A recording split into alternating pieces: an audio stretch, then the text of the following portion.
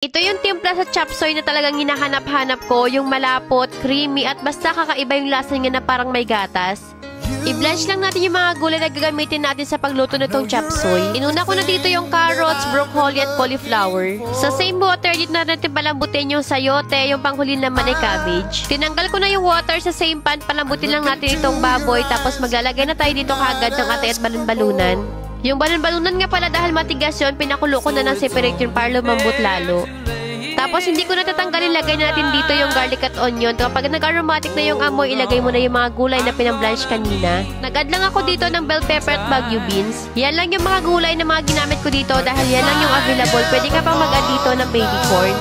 Sa pampalasa naman ito, tinimplahan ko yan ng patis, kaunting magic sarap, optional lang naman yan, paminta, tapos maglagay tayo ng chicken powder o pwede rin namang chicken cubes.